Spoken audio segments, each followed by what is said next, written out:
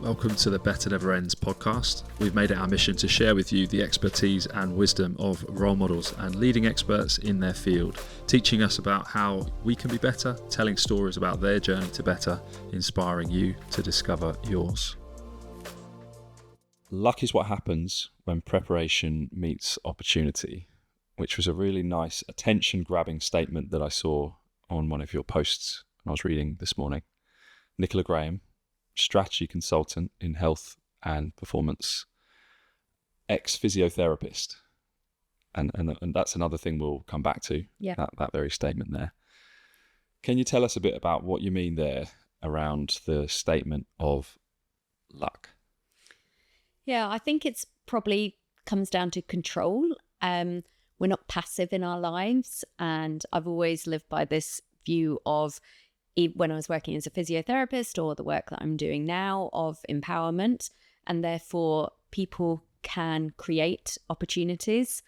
I think there's also an element that things aren't like light bulb moments that just happen.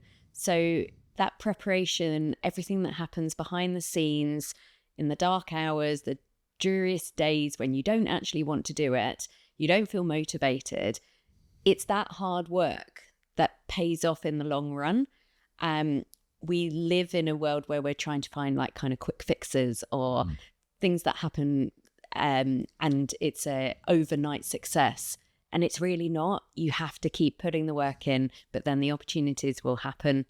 And that is where your luck is made yourself. Yeah, I heard someone else say that, and I think this has been a common theme with lots of successful people, where they say it's taken me 10 years to become an overnight success. I think but everyone just sees the overnight success and don't realize, as you all know, being a business owner, the weekends, the late nights, the early mornings, the missed family events, opportunities, the times where your head is not where it should be and not present. But that's all the work that happens that no one else sees. Yeah, and this conversation isn't necessarily about business ownership. We will talk about it as part of our thread, mainly because we've both now owned businesses or currently own businesses. This really is around betterment, improving upon oneself and trying to figure out the way to approach that betterment. And we'll touch on coaching as well. We've been very open on this podcast recently because we've now rebranded as the Physio Coach Podcast about what coaching is. I think that will actually be a nice thread to move to now here. What is a coach, and what do you make of this new, not quite new, I wouldn't say I've invented it necessarily, but I've definitely grabbed it and found my identity fits better within this Physio Coach identity. So what would you say a coach is? Yeah, I think there's lots of different definitions that exist, but it's someone that will help you achieve the goals that you're looking to achieve. But I think a real massive element of that we potentially from physio may have shied away from initially because it was more around advanced communication skills, where from a physio perspective, as we know, sometimes there's that feeling or that need that we have to be doing something, and be it with our hands or with exercise or rehab. And actually a huge amount of what we do and why there's a huge amount of transferable skills from physiotherapy as well is actually around the communication and how you do it. So working with someone, whatever your goals are that you're looking to achieve, but also breaking that down as to how you're actually going to do it to achieve performance or whatever it is that you're looking to.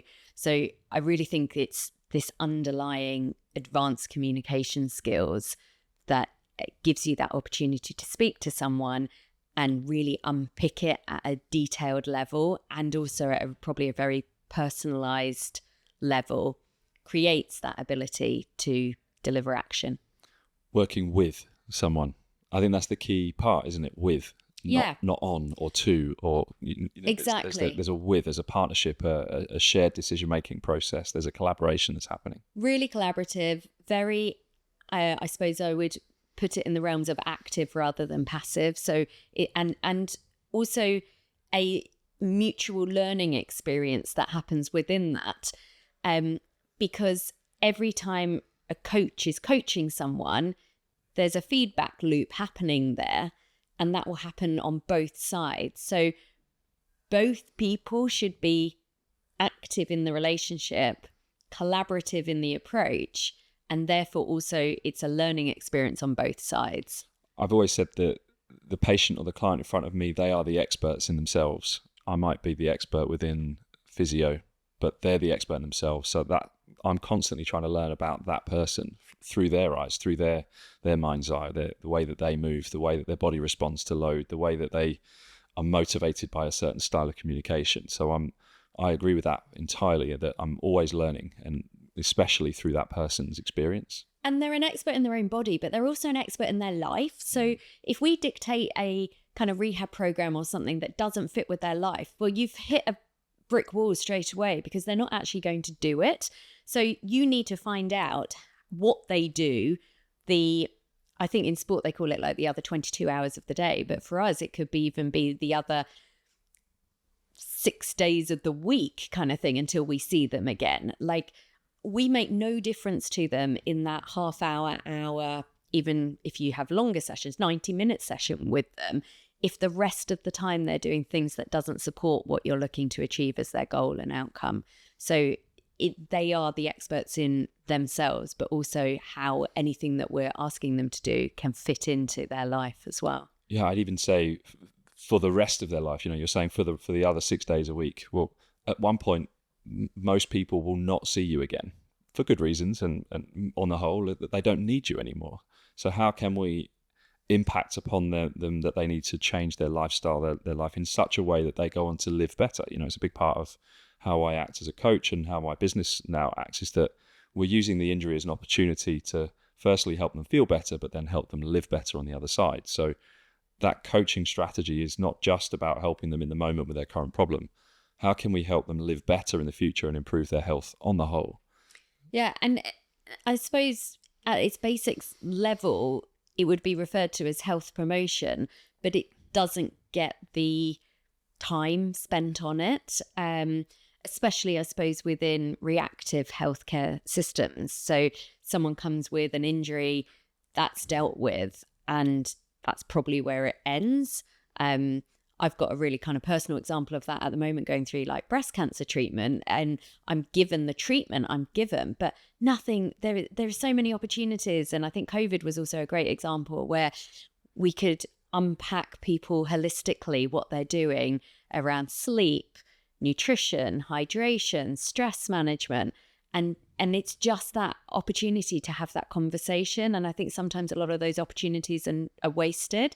And whether that's just a confidence in the practitioner being open enough to have those conversations, depending where they are in their life, it may not mean much to them. Like in my 20s,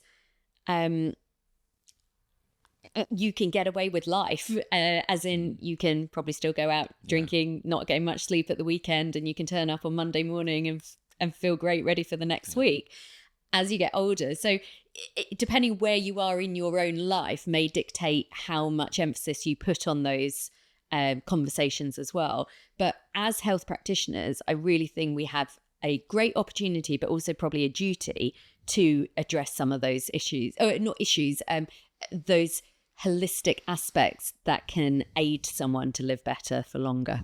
I think there is a new generation of health practitioner now who is more interested in that as well. I think that people are looking at health in a different way these days. I think the next generation they drink a bit less. They are more aware of their health. They want to eat healthier. They want to eat more ethically or live more ethically as well. And considering the environment, these are, when I was younger, the environment wasn't a thing that was spoken about. And I think people in their 20s and teenagers, they are speaking about that now. So yeah, well, it's their world that they're going to inherit. Yeah, so I think that the healthcare world will change with them. And I think that's why this thinking about future health rather than just current health is much more a next generation part of what we're dealing with. Definitely. And it's a consumer healthcare world, and we have to be open about that people have choice.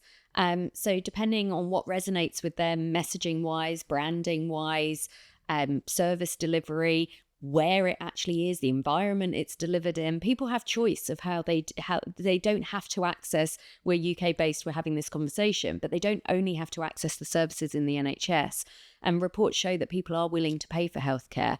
They're willing to pay for the perspective of not waiting. So I talk about my kids who are 9 and 7 being Amazon kids. Like, they want something and they expect it on the door delivered within the hour, because that's how they have grown up. You press a button and there it is. And that trickles into all aspects of our life. And we expect that from, if we expect that from booking a hotel, why wouldn't you naturally, psychologically, human behavior, expect it if you're booking a physio appointment as well? I remember the first time my kids saw an advert break. What? They're looking around at us. What is this? Like, this is just live TV. This is where you go make a cup of tea or you go to the toilet. They were like, can we fast forward? No, this is live TV, I'm afraid, kids. You're going to have to watch it. But there is a really important aspect of this that actually my husband touches on quite a lot from a teaching education perspective, and that's around processes. So we live in a world where we expect kind of instant results, and technology delivers that for us. But what we really have to understand is that for something to happen, there's a process that usually has to happen. And this is something that we obviously would need to communicate to people as part of kind of rehab and healthcare as well, that physiologically, our body doesn't adapt overnight or at the press of a button. There are ways that we can kind of modulate, for example, pain, and therefore someone may have that gone temporarily.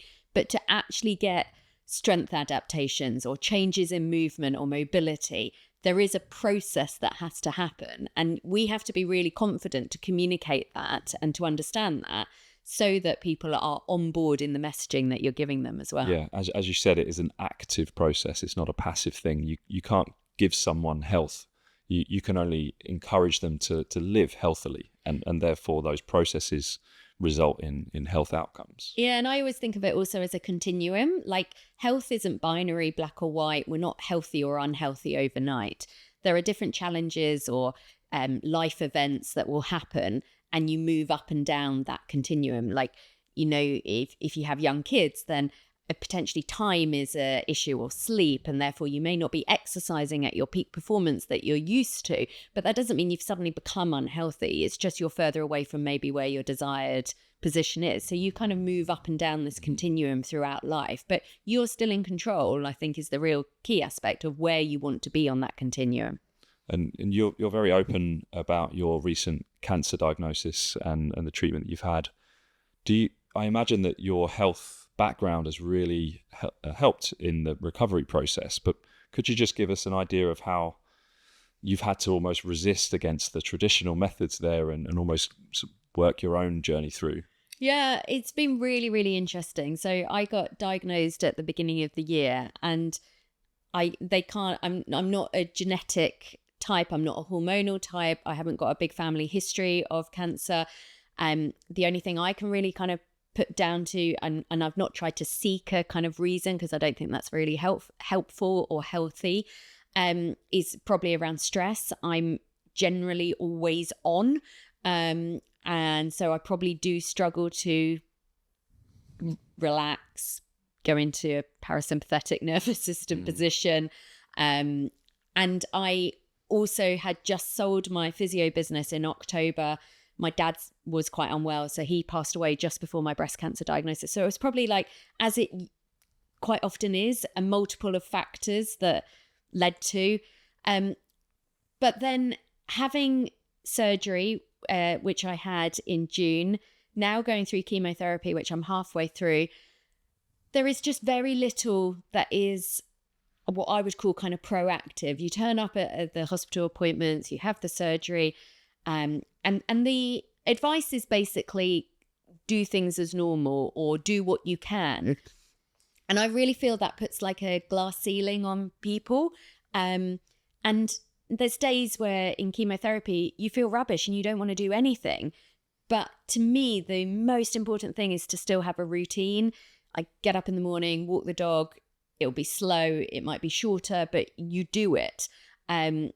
Hydration, try to get sleep. If those things weren't talked about, or depending where your starting position was, then it's again missing an opportunity to really, I suppose, focus on yourself, focus on your health, be the advocate for your own health as well.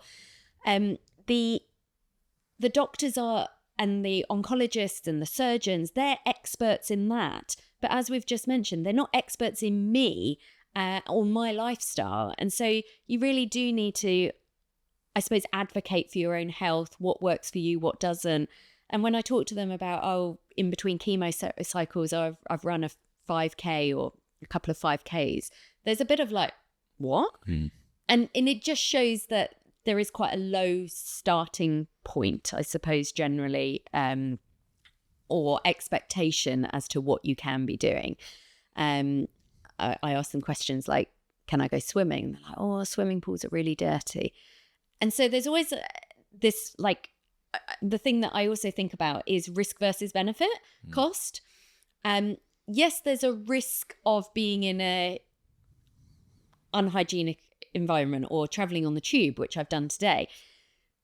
But the benefit of then being in society and socializing and working and exercising. So I think you do have to know yourself really well, know where you are in a treatment plan, doesn't have to be cancer, anything, and then weigh up those risks and benefits yourself, because every action has a consequence to it, and you have to decide where you sit on that scale. I think yet again, though, it comes down to the difference between the fixer and the coach. You know, cancer specialists, they're fixers. Yeah. They're there to solve that very specific cancer-related problem. They're not there to optimize your lifestyle afterwards, because that's the coach's mindset. So you're lucky that you have a coach's mindset, and you're very health literate. So you can do that stuff yourself, but I think a lot of people get missed and fall through the cracks of that system. We recorded an episode with Fran Whitfield, who's a cancer specialist, cancer rehab specialist, and she spoke amazingly and really inspirational. Her own cancer journey then resulted in her specialism. I'd encourage listeners to listen back to that episode. It's fantastic. And it's just really shifting the mindset around recovery and optimizing health, for rather than this passive outlook, which you've spoken about there. It's a real active approach to recovery. It's not just rest and wait and see and worry and panic and avoid risk. It's taking things into your control and thinking like a coach, thinking more optimistically about your future. Yeah, optimistically, but I suppose also trust, I think, comes into it a little bit. Like, you have to learn to trust your body, which sounds a bit weird, but my first chemotherapy cycle, I ended up neutropenic and in hospital. The second and third have followed a kind of relatively same pattern of recovery, as in I feel rubbish for a few days, but then I get better. So each time you experience something, and I suppose that's the biggest aspect, is experiential learning. We can't just read about something. You actually have to feel it, live it, have some action associated with it, because once you've got that, then then you've got a memory associated with it that you can pull on at different times and know, okay, so that's how that feels, and that's not so scary now, and I'm okay, I feel comfortable to do that. Like, our mind is hugely powerful. What we put in, what we absorb, information, that influences so much of our thoughts. So if you can surround or absorb that information that is going to be a positive outlook or a positive, and I don't like that kind of saying of being overly optimistic for the sake of being optimistic, but I think it comes back to that control element. You have control over the outcome of that. I always want to caveat these conversations with that it's a privileged position to be in, to have that either knowledge, resource, time, whatever it is. But it's always starting at some of the basics. And for me, the biggest thing that I suppose I've probably done through cancer is just walk. So that's not an expensive gym membership. That's not potentially seeing, but being in nature and just walking is hugely, hugely powerful. I think there is also saying, like, there's not much that can't be solved by going for a good walk. Yeah, I can believe that.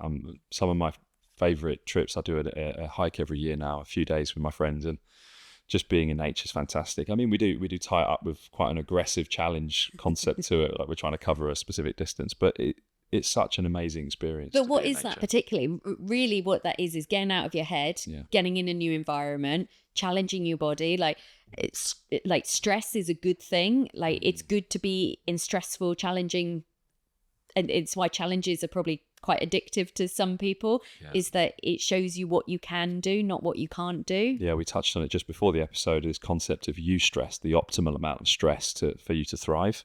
And the opposite being distress. And I think people should be looking for that. Am I distressed or am I optimally stressed here? Or even the absence of any stress stimulation. That for me, that brings lethargy. It brings real lowness in my life if I haven't got enough stress in enough things that inspire me. I want to touch on another idea that your words were making me think of, this optimism, that you can have too much optimism sometimes perhaps, and this idea of toxic positivity, perhaps there's the same toxic optimism, I think. It's probably termed more toxic positivity, but I think the aspect that I don't like about that is whether it's a bias or a blinding of actually what is happening, so you're then not actually absorbing all the information that's around you. My strategy head, you are always ambitious about the future, but you also need to know what the risks are associated with that. So you've got a full perspective. But if you're blindly going forward, be it optimistic or positivity, and you're missing all the signals all around you that you're either going in the wrong direction, you're going too fast, you're pushing through boundaries that are just going to be brick walls eventually, whatever it is, it's that lack of awareness probably, isn't it? At what point did your awareness around your own future start to become this idea that you weren't a physiotherapist anymore? But because we said ex-physiotherapist at the start, so I think it's time to explore what happened around that. Yeah, I think there are a few different factors, as there always is. One was purely practical. I had 2 children under 2 and a massive lack of sleep going on. And I would have seen my patient list, and I knew I was not going to be a good physio that day. I didn't have the emotional capacity and empathy to understand and to communicate with people about what was going on with them. I felt like I just wanted to get through the process, which meant that I knew I wasn't going to be doing a good job. And from years and years ago, and this comes from my mum, and I know it from her, comes from a teacher at school, if you're going to do anything, do it to your best ability. And it sat so uncomfortably with me that I felt like I wasn't being a good physio. It probably coincides with a time where when children are young, you don't feel like you're a good wife, a good partner, a good friend, a good anything at that point, because you're pulled in so many directions, and just a lack of capacity and bandwidth. So for me, my second maternity leave was just more of like a logistical time where it was like, I'm going to stop seeing patients now, and this is like a good excuse. It also coincided with the fact that the business was growing, and I was becoming more and more interested in, I suppose, the new skill set and new opportunities that was providing. I'm a massive seeker of learning. I'm a lifelong learner. I've got 3 degrees. I really love learning. And I was probably, 13, 14 years qualified, and I'd done a lot of different jobs in physio. So physio, I never stayed in a job longer than about 18 months before I owned my own business. So I worked in the NHS, did my Band 5 rotations. I worked in New Zealand, did 3 different kind of roles in New Zealand over like a 10-month period, came back to the UK, worked in orthopedics, worked in outpatients, worked in private practice, did MSK, did pelvic health, did sports physio, did some pitch side, did work with UK athletics. So I'd done quite a lot of experience, and I felt like I was a good physio. And this opportunity of owning the business was just opening my mind to a load of different skill sets that I knew I didn't have. So I was suddenly as a small business owner, you're exposed to marketing, you're exposed to finance, you're exposed to people management, operations, systems, processes. And what I loved about that was there was a huge amount of problems that needed solving. And problem solving is, I think, at the heart of physio and other practitioners that work with humans, the human body and human performance. You're trying to solve problems. And I was just loving that these were new problems. I didn't have any idea how to solve them. And I had complete, I suppose, autonomy in working them out as a small business owner. So it was just a great journey, I suppose. I also had one other aspect to it. When I was in a treatment room with a patient, I felt like I was only having an impact on that one personal level. When I owned the business, I could have an impact on a larger scale because I had an influence over all the treatment rooms and the exercise classes we were running and all the service delivery. And then going into kind of angel investing and consulting, I feel like that impact just kind of grows because I can influence in different ways. And I'm not saying all my ideas are right or anything like that, but it was quite attractive to have a larger sphere of influence and impact that I could have as well.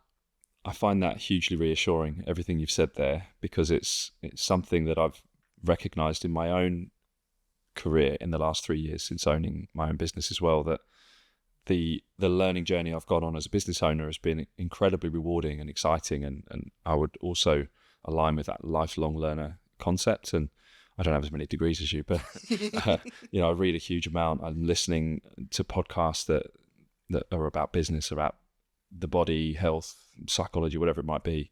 So that really does align with me. I've always felt like I love being a physio, and I've always felt this idea as well of I want to have more impact than just my one-to-one. That's where this podcast came from. I wanted to help people much more broadly, and that it felt quite a slow way to influence the world, to just have these one-to-one conversations with people. So that's where the podcast came from. It's where the business came from. And I think you're right that with time, I will take more of a step back from being a practitioner. And it's only been the last year where I've felt that maybe in the future I wouldn't be a physiotherapist anymore from a practice perspective. I would actually step away and run a business that has lots of physios and different health practitioners that are doing that work via my ideas. So that's hugely reassuring. Comfortable or uncomfortable though, not having that title? I don't know if it makes me feel uncomfortable anymore. Yeah. Whereas even a year ago, I think I would have said, "Oh, I'll always do a bit of physio. I'll always do a day a week or 2 half days or something like that." But I can now see a future where I might not do that. Yeah. I don't feel like I need to make a decision, or even could make a decision about that right now. But yeah, I can see a future. So it's quite reassuring to hear that you're thriving. Yeah, but it was a real identity crisis, and I've talked about it openly before. Actually giving up my HCPC registration because you work really hard for it. I got my registration in New Zealand, and that didn't feel as bad, kind of giving up, because I wasn't stopping the profession. It was just a different, in different countries. But actually giving up my HCP registration, I didn't, even though I'd stopped working, I'd stopped seeing patients. I still taught two Pilates classes a week right up until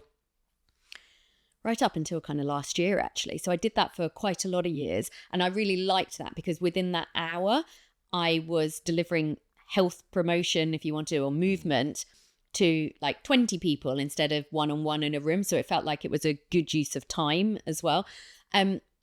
But giving up that registration is because as we know, standard conversations, people go, "What do you do?"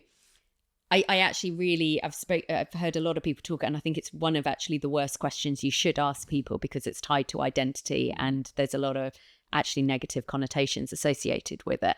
And so I really try there was this great guy talking once, and he said the best thing you should do is just like highlight something on someone and be like, "I love your socks. Tell me like what area." Well, just have a conversation starter in a different way than "What do you do?" But as I say, that is the question that majority of people ask. And so my answer was always, I'm a physiotherapist.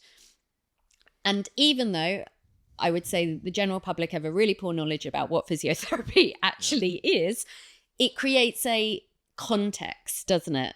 And then it'd be like, oh yeah, my auntie's a physio, or I had physio once. So there's something that you can anchor a conversation on. Or more commonly, oh, I actually got a bit of a shoulder ache. Oh, and maybe for females, it was like, oh, actually, I've had a groin injury or something along those lines instead. So it felt when I did give up my HCPC registration and people then ask you that question, I'd be like, I don't know. So for a long time, it would be then I'm an ex-physio, or I own a physio practice, but it's much, much harder. So it took quite a long time to then come up with a new answer to that question and to put a new hat on. And of course, the reason being is imposter syndrome. Like, you're really comfortable saying I'm a physio if you've done that for many years. When you're stepping into a new realm, which is, I also think imposter syndrome should be massively reframed as such a positive thing, because it means that you're doing something that challenges you. And that means you're not completely comfortable there. So we should all have imposter syndrome all the time in some respects, because that means then you're doing new things. But I obviously had imposter syndrome, and that's why I didn't quite openly be able to say, I own a physio business or I own a healthcare business, and not have to back that up with, and I used to be a physiotherapist or something along those lines. And imposter syndrome for me also was the worst going in. I did a MBA, and walking into that first lecture hall, I remember I dressed like really what I thought was like executive clothing. Like, I remember even going on a shopping trip and buying like new clothes for this first day of uni and school. And then you walk in and everyone's I was probably the only person that had owned my own business in that room of like 70 people. They all worked in, I went to Warwick Business School, so it's Midlands, and so it's manufacturing, automotive, aerospace kind of businesses. They've got all these grand titles and everything. And the worst thing you can do, the absolute worst thing you can do is put people on pedestals, because everyone is working stuff out themselves. And just because they've got a title, that's why I don't particularly like titles of jobs anymore. I think they're really misleading. You put someone in that position where it's just a skill set, it's just a job. And the more you can think that way, then the more it gives you the confidence to be in those rooms that you think you shouldn't be in, and having conversations with people that you think you shouldn't have, because that's all within your mind. My preferred way of thinking of imposter syndrome is when other people believe you can do something and you don't yet believe it. Yeah, that's a great one. And it's a really great one from a coaching perspective, because you're also encouraging people, or even mentorship, encouraging them of you see the opportunities in them that they're not seeing in themselves yet. Yeah, a bit like you were allowed, they accepted you onto the MBA. You didn't yet fully feel like you belonged there. So you had to fake it till you make it. You know, you had to dress the part so you could sort of show who you were trying to be, perhaps. But, you know, no doubt within time you felt very comfortable in that environment and felt like you were part of the cohort. Oh, most definitely. Yeah. And a couple of, I've heard this from a couple of different people who, things like, for example, wearing a baseball cap to a meeting, and someone being like, oh, I wish I could wear my baseball cap. And it's like, well, why don't you dress the way you want to dress? Yeah. But there's all these expectations or connotations around social norms.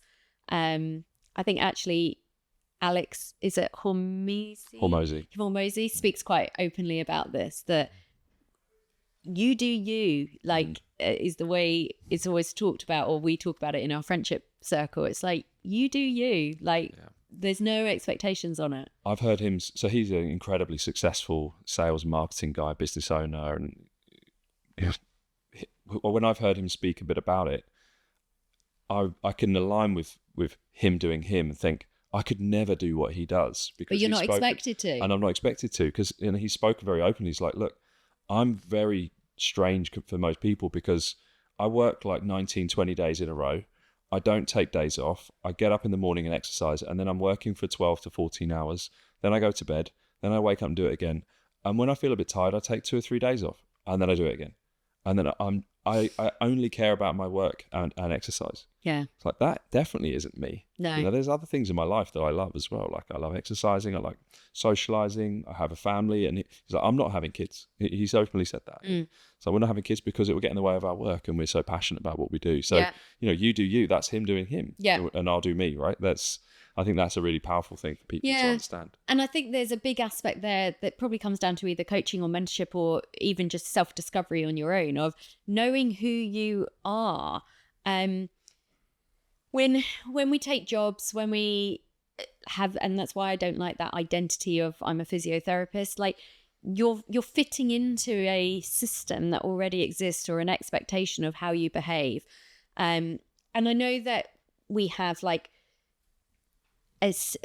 expectations of professional behavior, but that's really subjective as well. There's standards of practice similar to how there would be for an accountant or something, but that doesn't dictate your whole life. That dictates your working life. So you need to still have a really strong sense of who you are. And I didn't have that for years and years and years. I went through therapy a few years ago, and I think that was a real kind of point where and the reason was, it was when I'd started my MBA, and I'd gone from, like, life had been busy, going from university to the jobs I'd done, moving countries, moving places, owning the business, getting married, having children. And suddenly you're like, who are you? Am I a wife, a mother, a business owner? Like, everyone wants a part of me, but I don't even know who I am as a person. So at some point in your life, and people will do it at different points, you need to spend some time understanding who you are, so that you then go for the jobs and put yourself in the environments that you want to be in, rather than that are dictated to you. So I suppose it goes back to that whole premise of what we've been talking about, of being active versus passive in your life, but also in systems and careers, and making sure that you're doing the things that align to what you want to do.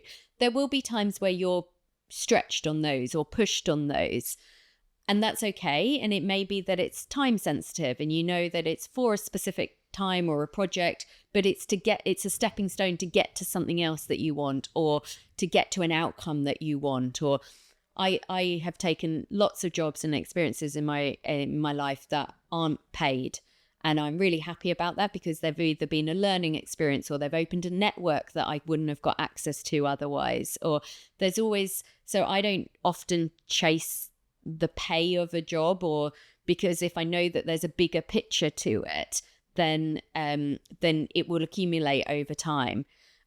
So yeah, I think knowing who you are and what you want is a really, really powerful thing. I think this is underestimated in the current generation.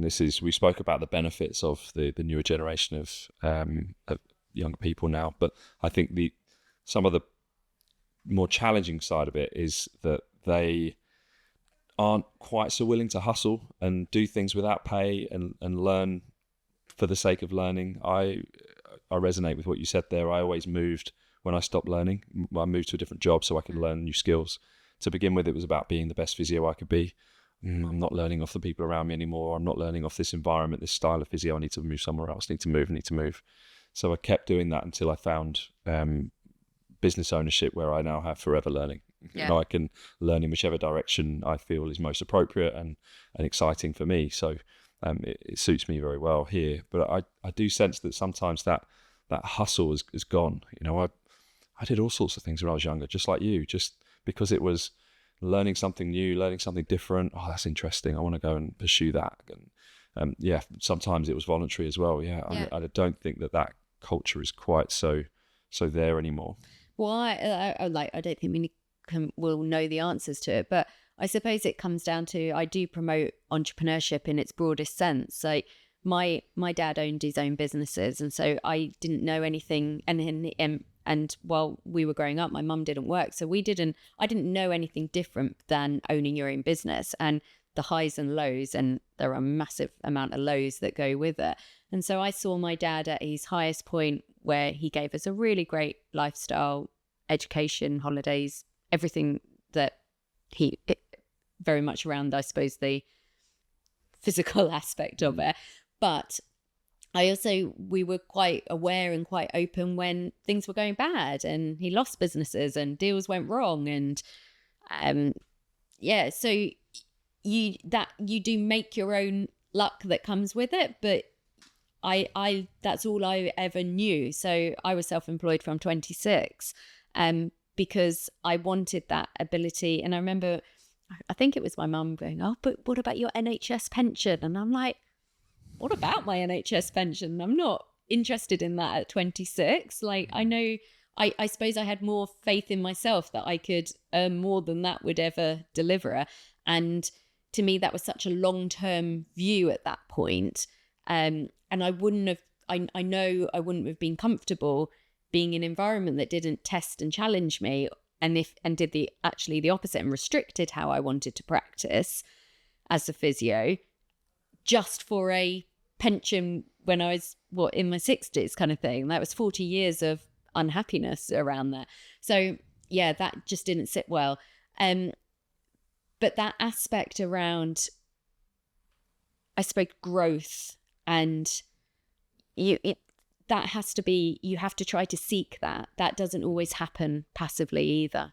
I think we should go back to that self-discovery point as well, because I think growth will be more effective and more aligned with who you are if you know who you are. And I didn't know who I was I didn't really know anyway. I probably had some ideas, and probably into my early 30s. And I think some people could achieve that earlier and younger if they approach it actively, just like you're describing. And mine kind of came a little bit spontaneously through reading a book by Simon Sinek, Start With Why. Yeah. It really got me thinking about, what is my why? Why do I do what I do? I had some ideas of, I do really seek out learning. I do really want to be the best physio I can be. I do really like helping people. So what does that all mean when I put it all together? So my values, it didn't really encapsulate until then. I didn't really have an idea of it until that point, early 30s onwards.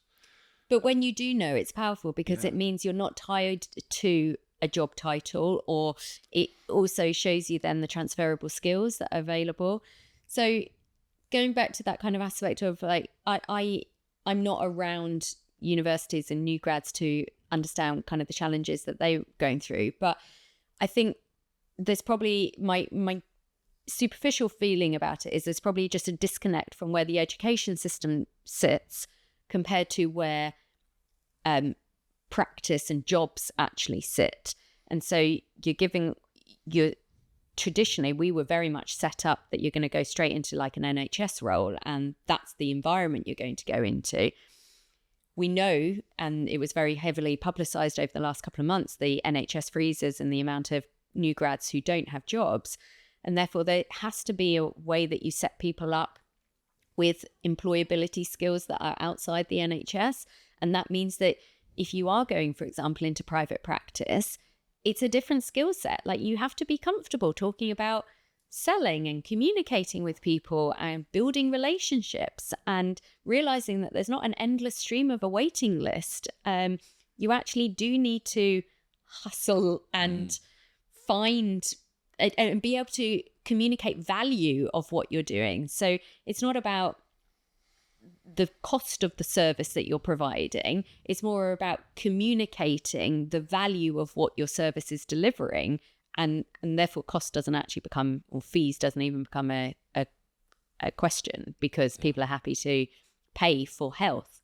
It's a value proposition, not a sales pitch. Definitely. Yeah. But that, like, I think back at my undergraduate, and it was very much about the technical skills. And I understand why completely, because you do need a certain amount of training and hours and clinical placements to be able to graduate as a physiotherapist.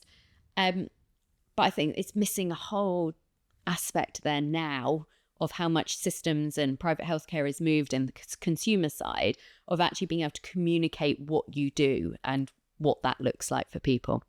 What does good communication look like?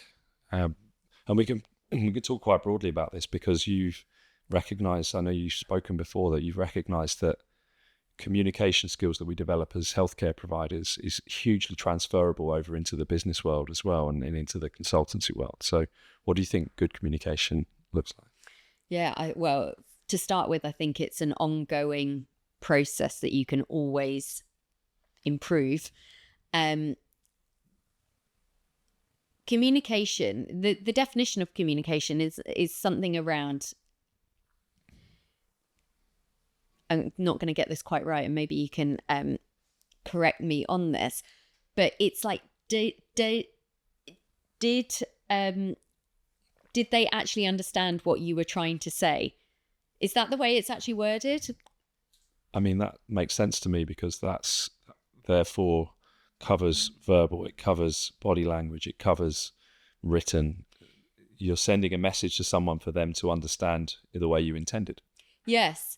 And that's what the key around that active listening and active communication is, that it's not just me saying, but when we're having a conversation, that's why it's so hard as well. I may be saying something, but at the same time, I should be kind of responding to how their body language is and trying to get that feedback and information all the time. But then when you're talking, I shouldn't be thinking about what I'm going to say next. I should actually be listening to what you're saying to then be able to. So it's we used to call it, and this was from physio training, like, do you reflect in action or on action? So you need to be actively working while the conversation's happening, not have it completely scripted out that you know exactly what you're going to be saying. So even from the point of view, if we relate it to physio and then we'll relate it to kind of a non-physio environment, like if you know your patient's coming in, you may have prepared what you're going to do with them. And that won't be right down to kind of exactly the words you're going to say, but you've got a plan in place. And if you then don't respond to, they come in with completely different, a completely different scenario than what you expected. So either from a diagnosis, a referral, or they're just coming back a week later and actually things are really different in a good way or a bad way. You need to be able to respond in that moment and adapt what your plan was. And so that, I think, comes down to communication in that moment and it being a very active process. On a non-physio kind of scenario, and this is not just actually related to non-physio, but I do like mirroring techniques within communication. And some of that can be down to just the detail of, like, someone's name may be Nicola, but I sign it off as Nick. Please, you want people to be responsive enough to take that on board and go, instead of writing back "Hi Nicola," they can write "Hi Nick," kind of thing. So you start, like, you layer communication, I think, as you do more of it, and that creates probably a deeper layer of a relationship or a communication as well. My two reflections on that is, my physio version is that I will always write in my notes a few lines in my plan ready for the next session, the kind of things that have come to mind at the end of the session or during the session that I'd like to do in our next session. And I fully know that there's a good chance that won't be exactly what we do, but it's a really, really valuable prompt to start me off in the next session so that I don't miss anything important. And then we can act and reflect and change it based on what they come in with. Yeah. What did you say that was? That was acting in the moment. Yeah. Or in action. My other version is the podcast, this very podcast talk. Yesterday we had our podcast preparation conversation.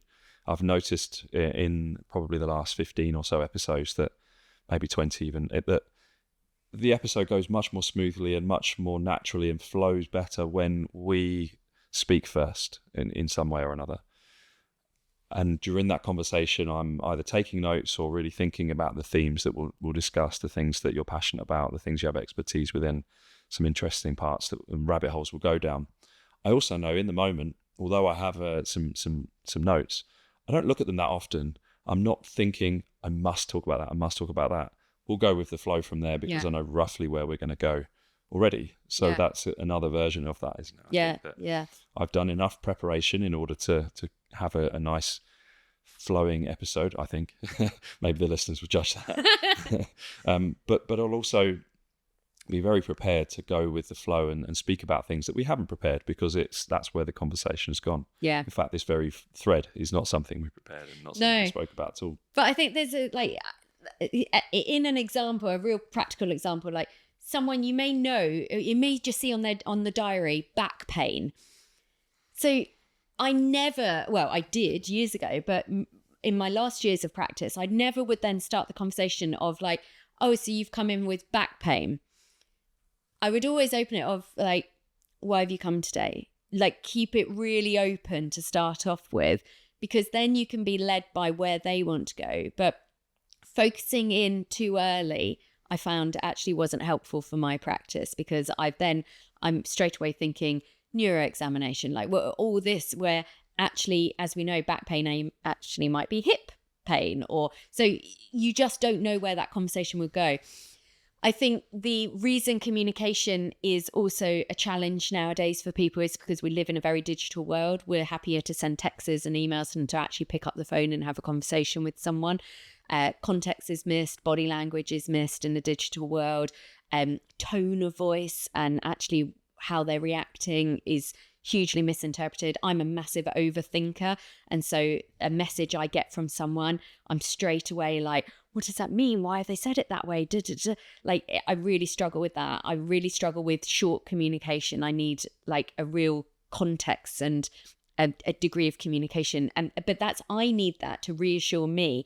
But sometimes, because I'm probably naturally a bit of a people pleaser, but sometimes actually when I don't get that, I've now got to a point where I'm like, it probably didn't mean anything. Like, so you have to contextualize that yourself. But one of the things that my dad particularly made me do as a kid, which I now make my kids do, that you kind of pass on, is talk to people. So if that's in a restaurant, go and ask for the bill, or Mum, I want some ketchup. Go and ask for the ketchup then. I don't need to do that for you. You have a voice. You ask me. Why don't you go and ask them? So my dad made me go, and we spent a lot of time in Spain when I was growing up. So he'd make me do it in different languages as well. Like, you have to practice communication, and you then need feedback on it as well. So either whether that's through coaching or practicing out role plays, like we don't spend time doing that at all. Some of the best sessions I did on our MBA were like with the careers team, and they would make us do challenging conversations with people. And it's really, really hard. But unless you do it and practice it, you're not going to get any better at it either. I have worked really hard on communication throughout my career, I would say. I wasn't a skilled communicator as a child. I was shy, introverted. It was terrifying to speak up in front of the class, let alone an assembly, let alone in front of a big audience of people. You know, that would be my worst nightmare. And to some degree, it still is the hardest thing that I would do, is speaking in front of a big group of people. My wife is an amazing communicator. She's very skilled socially. She's really good at communicating. And my kids seem to have a little bit more of her communication skill.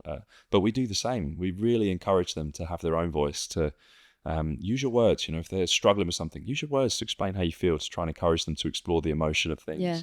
But also things like that. Yeah, I want to go. I love that example, because that really resonates with how we try to parent as well. Is you go and ask, you go and speak to them up at the till, and like, oh, I want some more milk. Okay, you go and ask them and do it. Use your pleases, thank yous, and just do it. Exactly. You're crossing the road to school the other day, and the lollipop lady is standing there. And I said thank you, and Matilda then says thank you, and Theo forgot, and it's like, Theo, what do you need to say? Oh yeah, thank you. And then you could just see that people like that. Yeah, you know, it's just learning lessons around manners and like, that's I remember there was a talk I went to once, so it was about intergenerational working and actually how important it is. So trying to create environments where you have different generations working, because they've got different things to learn from different people. So you could have potentially someone coming towards the end of their career who is not very tech savvy, who would be learning from the younger person how to use the technology and the apps and everything. But the person towards the end of their career would then be teaching the younger person actually how to pick up the phone and have a conversation with someone, because they're just not used to doing it. I also think there's a part of communication that understanding that it's a two-way process. And I remember my niece, I think it was, she was talking to a friend and she'd written like 20 messages. And I was like, what are you doing? She went, well, she hasn't responded yet. And I was like, well, she hasn't even read them yet. So it's just like, hello, what are you doing? Like, it's like, you have to give someone a chance to actually respond. And they may not want to respond at the time that you want them to respond. And that's okay as well. So yeah, communication is really, really hard. As we know, it probably breaks down families, businesses, everything. It's at the heart of miscommunication or misunderstanding. So good communication is probably is something around the understanding aspect, and that you both are able to seek to understand. That's it. Yeah, that's a much more succinct way of saying it than I waffled on about. And how does this then translate into, we've spoken a lot about the kind of physio to patient communication style, but this is all the way through to managing teams, leadership, into your roles now as a strategy consultant. How do you then have to adapt or consider communication within those realms? Yeah, it's an ongoing, I think it's a very transferable skill, but it's also a challenge. I would say my general experience in business is that I've had to learn for my communication to be simpler, harsher sometimes. I think in healthcare, we're used to dealing with people potentially in pain or stress or vulnerable, and we have to really think hard about meeting them where they are. I would say generally in business, I've had to be much more direct in my communication, which doesn't naturally come to me. And also know that the reason that you're in the room is because of your opinion or your experience. And so feeling confident to provide that as well. So I'd say it's an ongoing process for me, but it's around particularly an element of it is around confidence. I'm rubbish at PowerPoint presentations. I've had to become better at saying more with less. And I'd say I now have a much more like 3-part framework to nearly everything that I do, which is around clarity of the outcome. Like, what does success look like here? What are we really trying to achieve? So you know kind of the end position. What are the steps or milestones or objectives to achieve that? And how are we going to create a system that creates accountability within that keeps us to the process? So I think actually embedded in all my communication in the work that I do now is much more clarity in a process or a principle, which I probably had from a physio perspective. I did the MACP Masters, and it gives you really quite, for the reason it probably doesn't resonate with everyone, the MACP Masters, is it's actually really prescriptive, and it has quite a set way of working and thinking about things. But actually that created a lot of comfort for me. Moving into then a different realm of business and strategy consulting, I've had to create new frameworks. And obviously I went and did an MBA and I learned frameworks galore. Some of them are very theoretical, and when you actually put them into practice, they don't work. Some of the best ones are sometimes like 4x4, like quadrants, or something really, really simple. But creating some new frameworks and principles that I work in allows you to then communicate much stronger. If you don't have something to anchor what you're talking about on, it becomes a lot of waffle. Less is more. Less is more, but I think it's actually around the details and the clarity of what you're trying to say as well. Because otherwise you end up with quite a lot of lofty visions. And we touched on this yesterday when we met, of like visions and missions. It can be, I could be the best at this. Well, what does that actually mean? Yeah. Is it patient outcomes? Is it satisfaction? is it performance goals that they're achieving? Like, what does the detail of that actually mean? And therefore, how will you measure it? Yeah, working backwards from the end goal in mind makes there is so much that is very physio influenced, and yet it sounds so obvious from a business perspective as well, and from a strategy perspective as well. What other lessons have you learned from that business world that could help the modern day physio coach in their journeys? I think stakeholder management is a huge aspect. If you think about when you're, and this was especially if you work in multidisciplinary teams, which happens less. There's a tendency to be more siloed in private practice, but there shouldn't be. Like, it may be that someone is seeing a personal trainer, an acupuncturist, a physio, and a sports massage therapist. So a degree of stakeholder management is really, really important in communication, but also in delivering outcomes. So I used to think about that from like a multidisciplinary team perspective in the clinical days. Now it's not even more, but it's even more relevant because I'm never working in a silo now. You're working with different people with expertise from a marketing, the CEO, investors, and they all have a different perspective on what is happening. And I think one of my key skills is around facilitation, and that probably comes down to a degree of communication as well. But to be a good facilitator, either in meetings or in project management and something that you're looking to achieve as a business, you need to be able to take on board the different perspectives. I also think of that from my strategist head of, you need to know what's happening out in the world, what's happening in macro trends, where are things, macroeconomics, where are things going, what does that mean, what context or environment, what's the point of planning 5 years ahead if you don't know what the world will look like in 5 years' time as well. So you need to be able to put yourself in different perspectives, and I call that kind of stakeholder management as a whole. I think the other aspect that I think relates to physio and really relates to business is reframing and different perspectives on things. If you think about physio, we should often be working with differential diagnosis. So we're working on this plan, especially less so if it's an injury or post-surgical, but if it's someone with pain, we're using assessments and treatment sessions to reinforce, either provide more confidence or information in what we think is happening there, and therefore the plan that we're going to deliver. That happens in business a lot because you're always reframing things, giving different perspectives, gaining more confidence.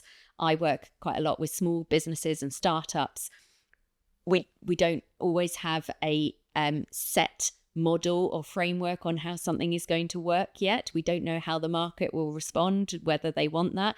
So you've got this constant environment of learning and experimentation and testing happening that gives you more information to help you move forward, hopefully at speed.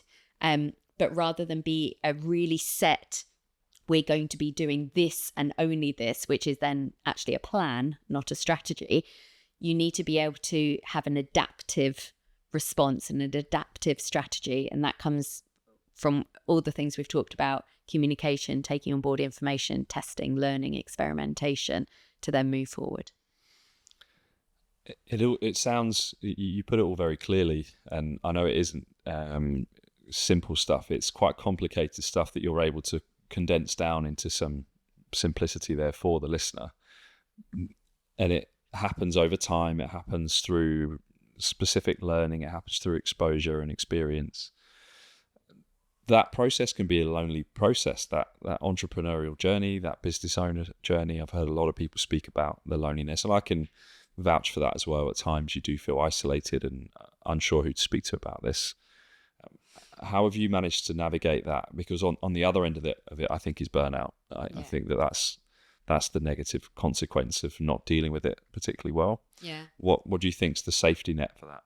Yeah, I definitely have experienced burnout. I think after COVID, or during COVID in particular, I just lost all enjoyment out of what I was doing.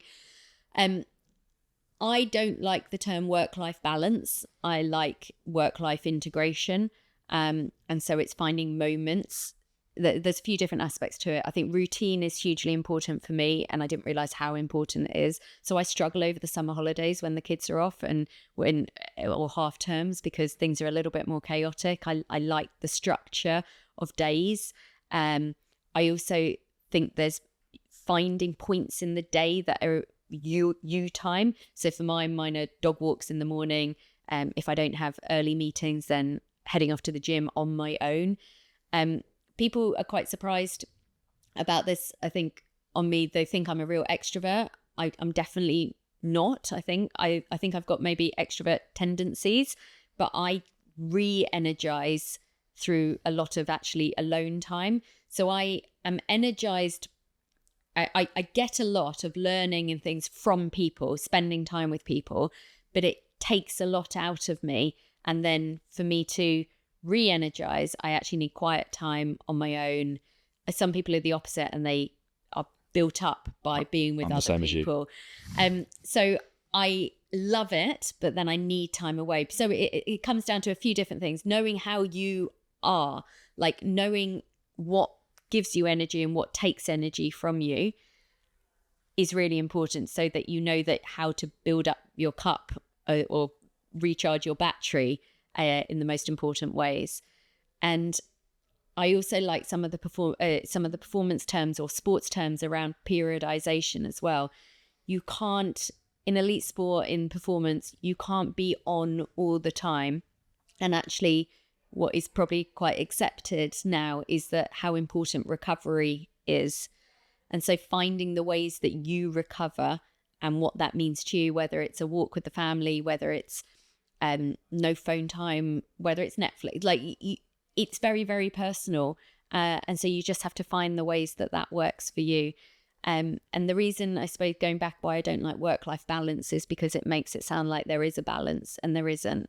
There is a cost and benefit, and there is a consequence to choosing. So me choosing to come in early to London today to have this conversation that I wanted to do means I don't get to have breakfast with my children. That's okay, because 6 other days this week I did. And they're comfortable with it. I'm comfortable with it. But there is a consequence to all actions. And so you need to know what that means to you. And just realizing that there will be tough times, but there will be tough times that feel like they're going on for a long time, but everything is phases. And anyone who's a parent will probably know this the most, that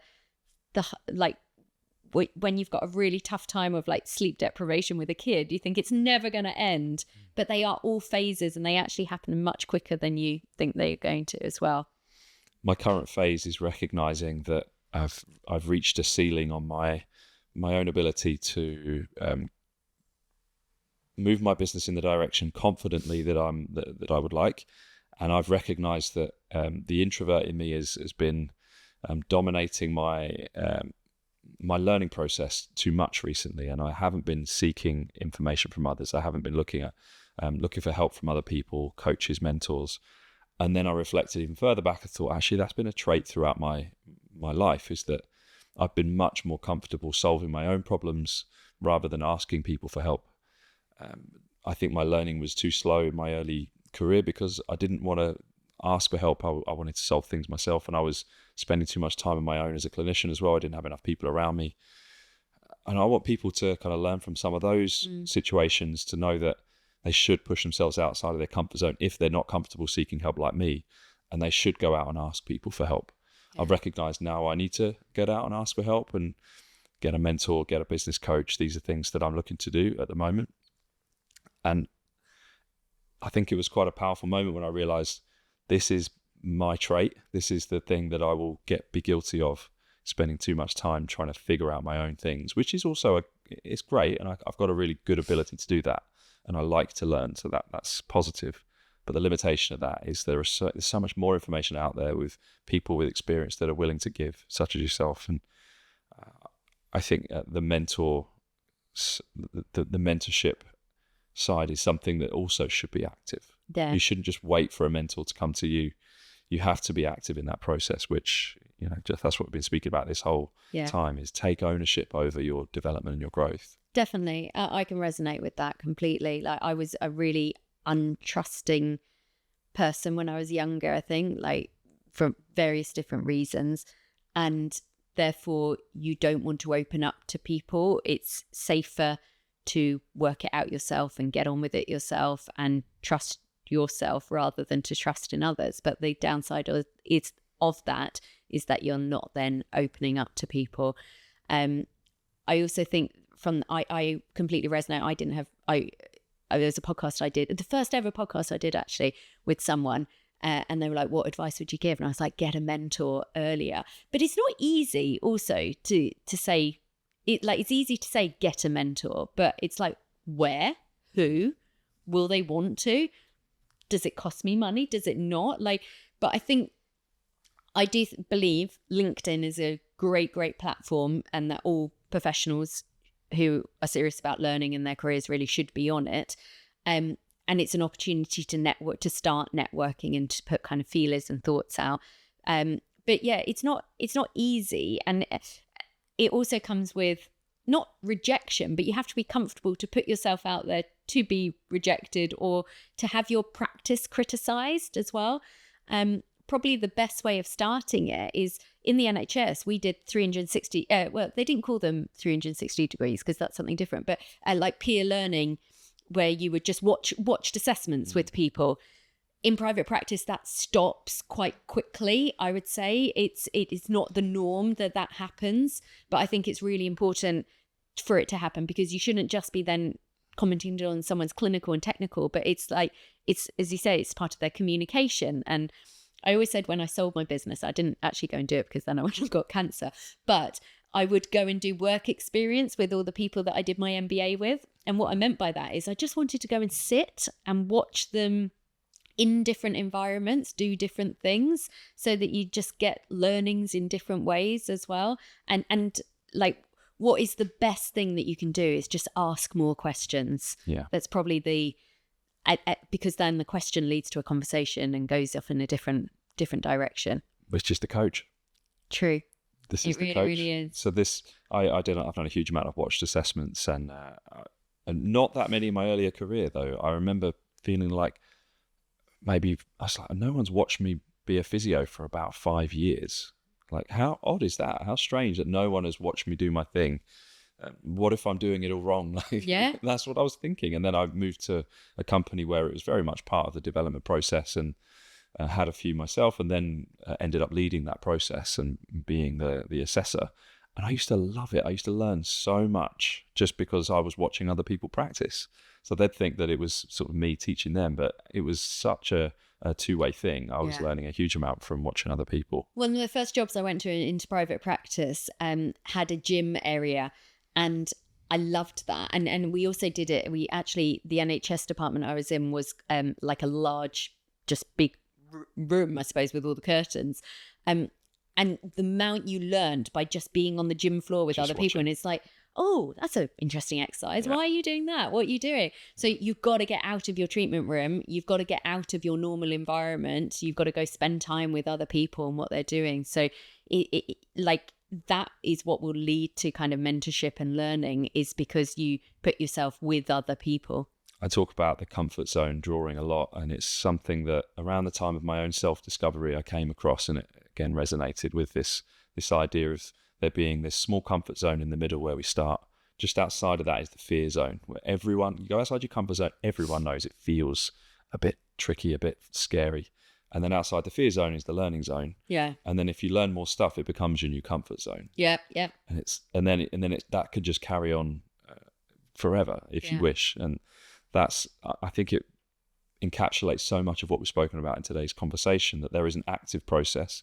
It is scary, but that learning comes and creates more growth. And then we keep going and keep going and keep going. And the coach is there to facilitate that. Yeah.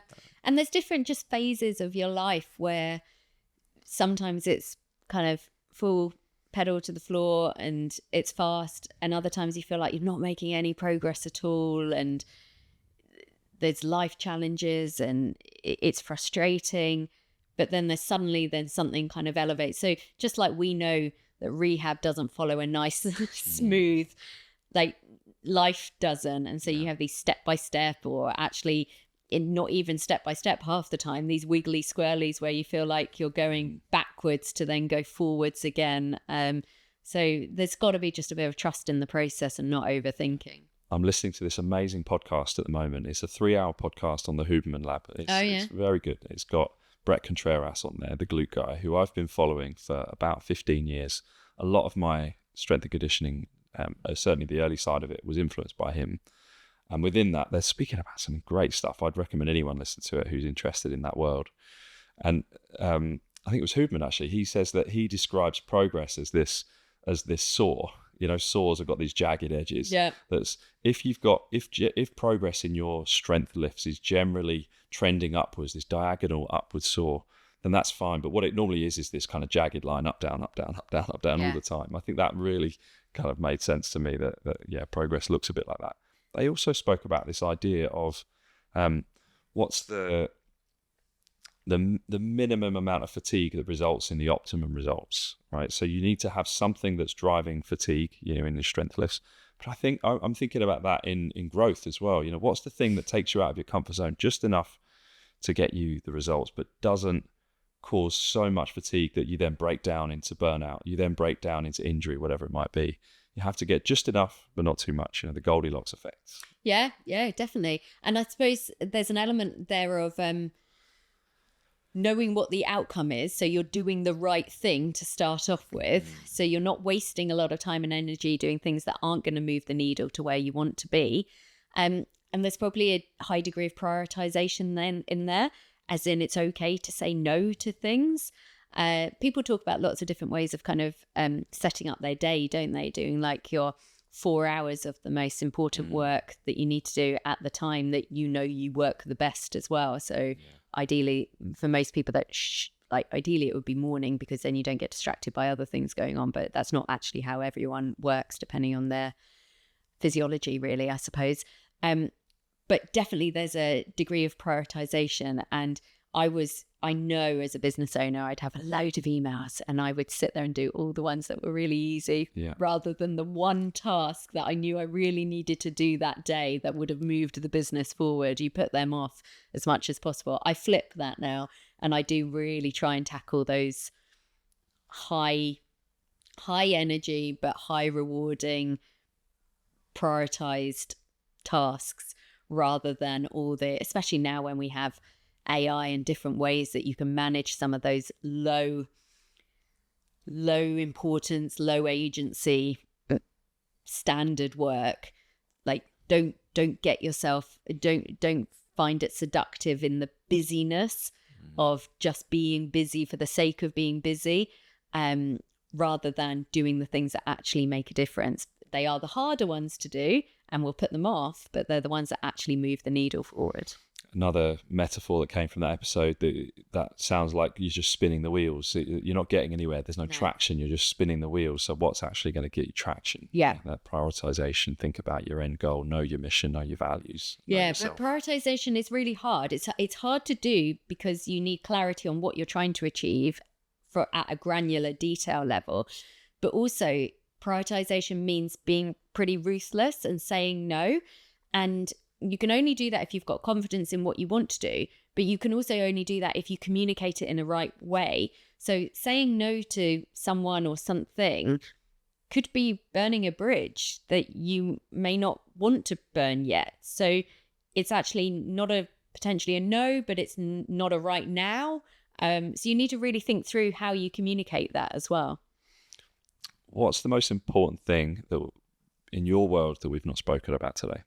So there was a great module I did on MBA called Strategic Leadership Development. And what it is the ability to sit where you are and look back as to to sit where you are, to look forward as to what's happening, but also be able to put yourself in that forward or future place and be able to look back on what that looks like. And a great example of that from just an innovation perspective, and then we'll talk about it around, I suppose, healthcare particularly, is the invention of cars. Everyone was trying to get horses to go, it's like, I want my horse to go faster. I want my carriage to go faster. And then someone has to sit there and go, actually, we don't need that. What we need is a car. And so that ability to kind of think about what the future could look like, first of all, it's quite creative and it needs time to do it. And as you know, being a business owner, sometimes some of our best ideas happen when we're not trying to work on them. So it could be out for a walk or in the shower or going for a run, allowing that creativity to come. And if we relate that to healthcare, and I think it's going through some really interesting changes that I've seen over the last few years, but I think are accelerating at real pace now. We've got this real merging happening of health, fitness, wellness, longevity, performance. And I feel they're all kind of overlapping in different ways. And it's probably being driven by this consumer aspect.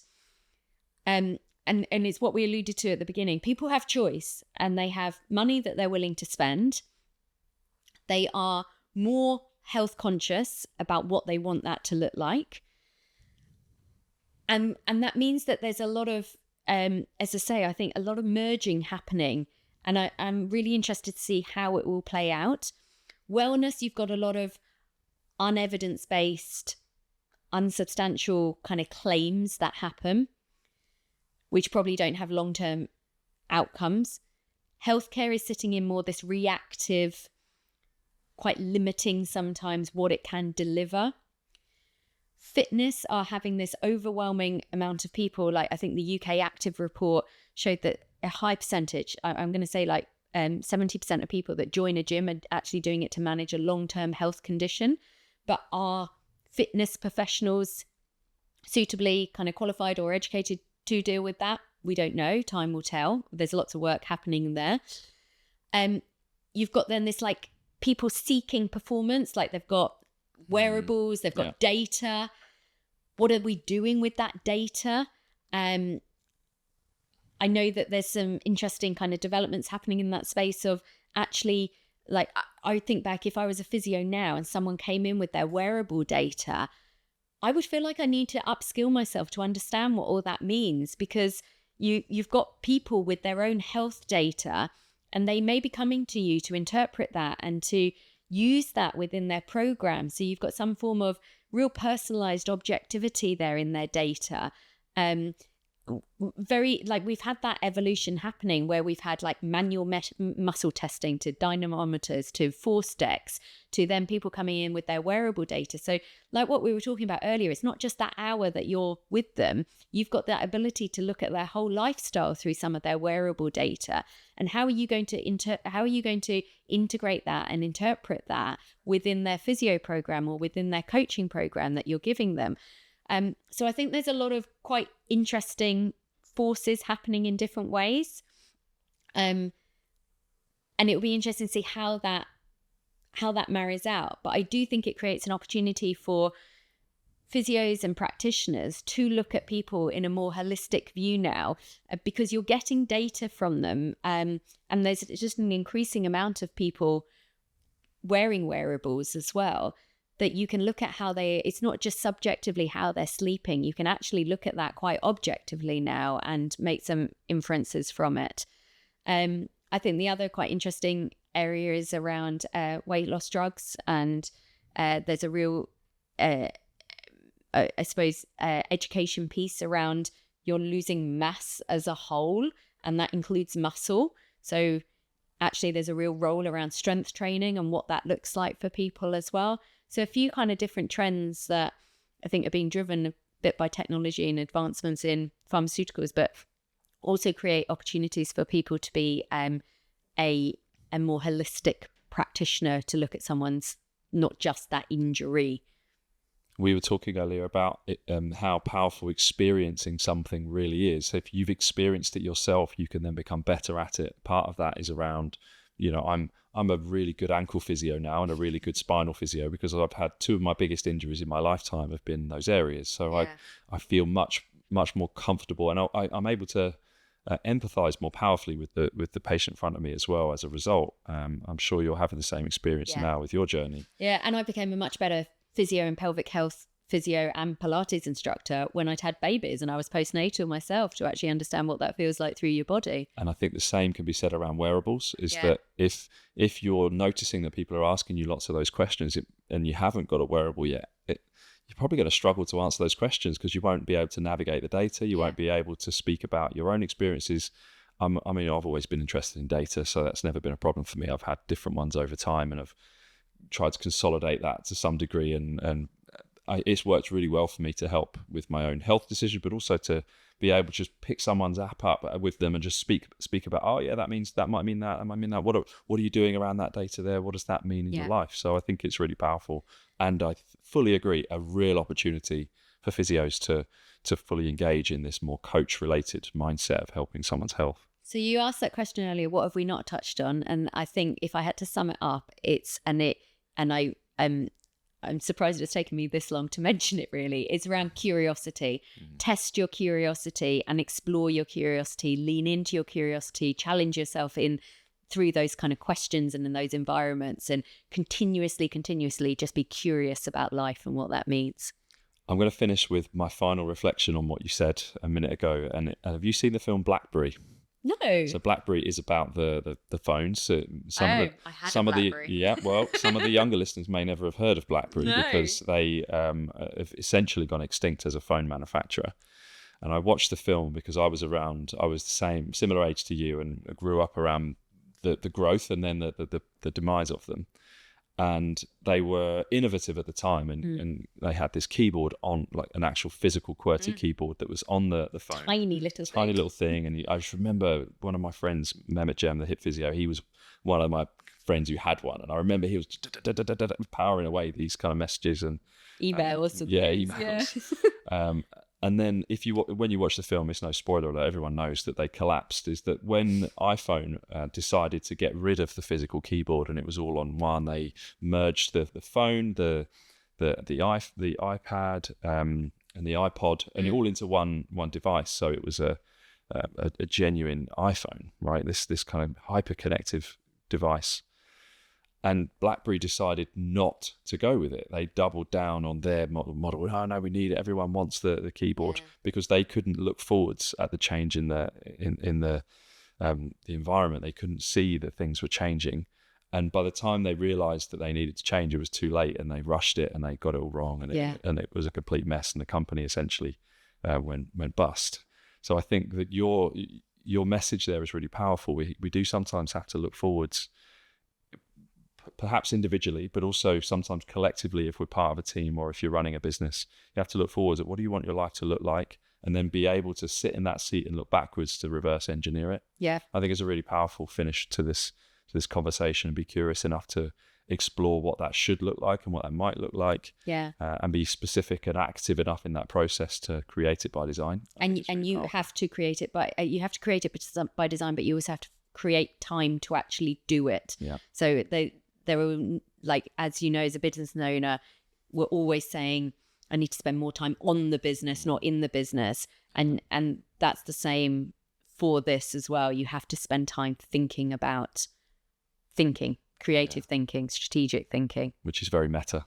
That's how I like it. Yeah. Our final question, hope this is something we ask everyone. Our main tagline, and certainly my why, we spoke about it earlier. This is my why that I stole off a coach I used to work with. What does better never ends mean to you? It's this continuous, for me, it's around continuous improvement or continuous curiosity, because there is no end point. The end point is death, really, but up until then, everything else are set contexts or set phases. And so for me, it's this growth mindset of always seeking new experiences, new opportunities, and enjoying life. Very nice. How does someone find you, Nicola, if someone wants to speak to you, work with you? LinkedIn is probably my most active platform. Instagram, as you know, is generally full of sunrises when I'm up at 6 a.m. walking the dog. I do put some work stuff on there, but more limited. Thanks so much for your time today. Thank you.